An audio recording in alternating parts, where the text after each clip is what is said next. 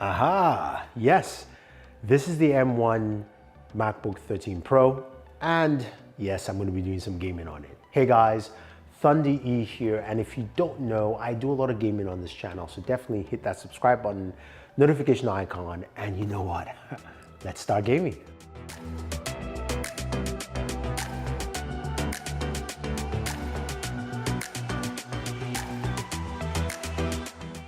All right guys, the M1 MacBook Pro 13 is finally here, and we've seen a lot of rave reviews from everyone. Dave 2D, Matthew Monens, everyone has talked about how good this device is.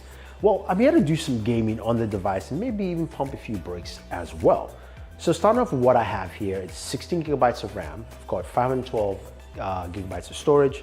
It's a MacBook 13 Pro, so it's got a fan built into it as well. Lovely display. Yes, I know you guys want that wallpaper with Darkseid and Superman, so check out the link in the description.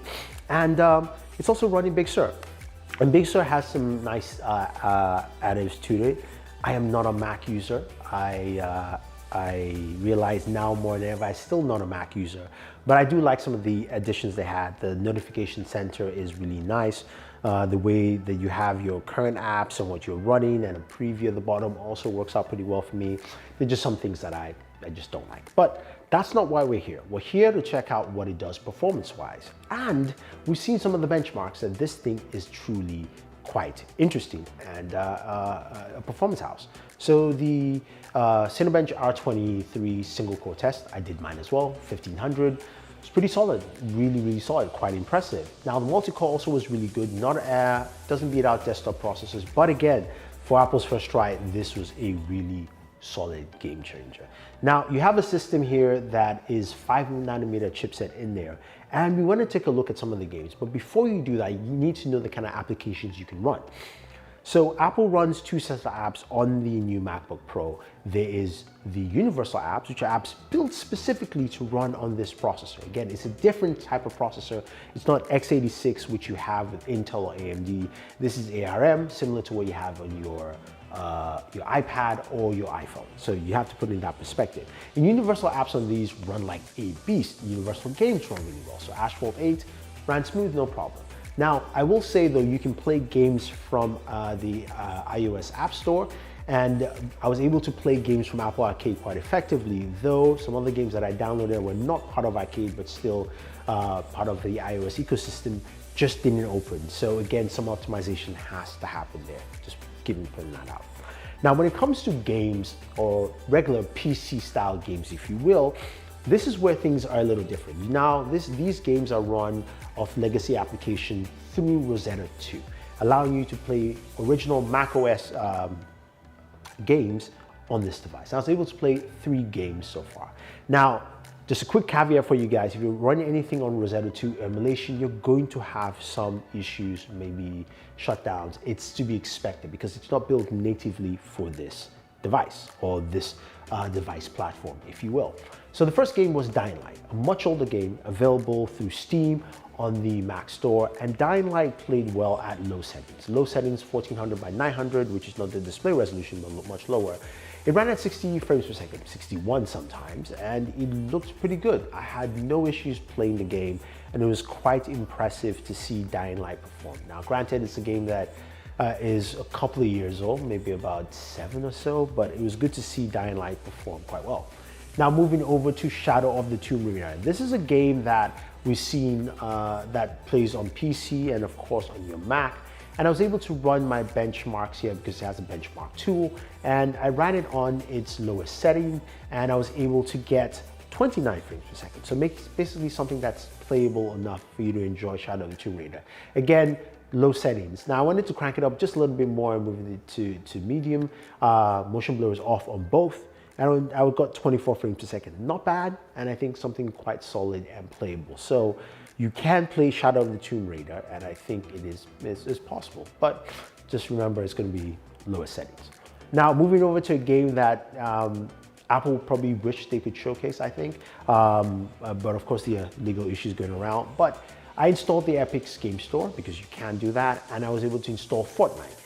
And Fortnite played really well. Unreal Engine works well on the Mac, I would say. I think that's something overall, and also works well on ARM chipsets. So it was good to see Unreal Engine work well here. Lowest settings, 1400 by 900. I got 60 frames per second.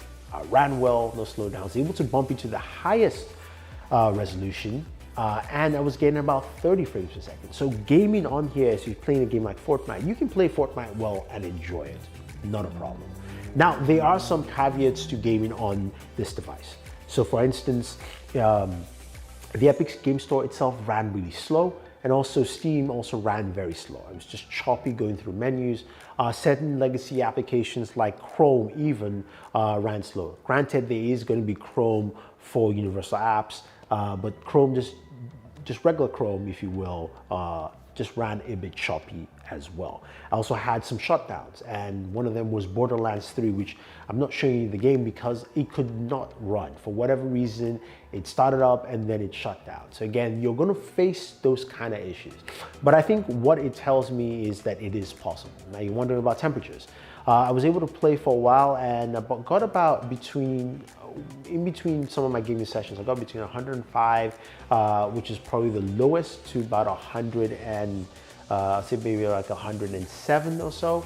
And I think that's pretty fine, especially for something this thin. The fan did kick in at that time though, just because it was running a little bit harder, probably than expected.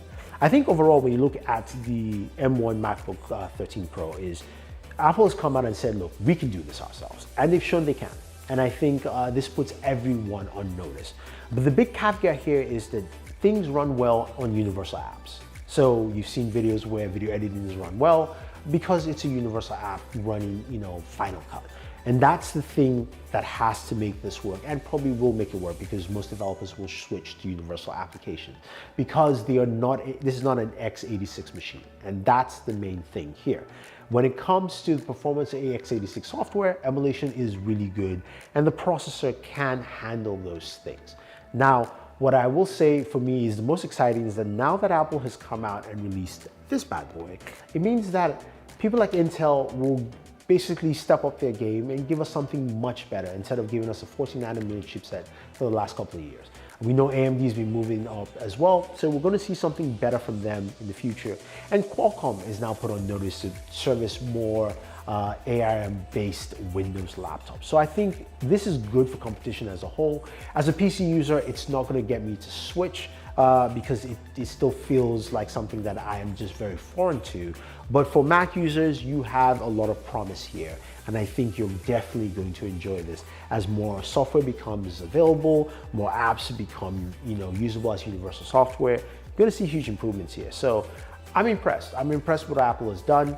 And hopefully that changes gaming on the Mac, because it would be nice to see that, and maybe we can get more games on here.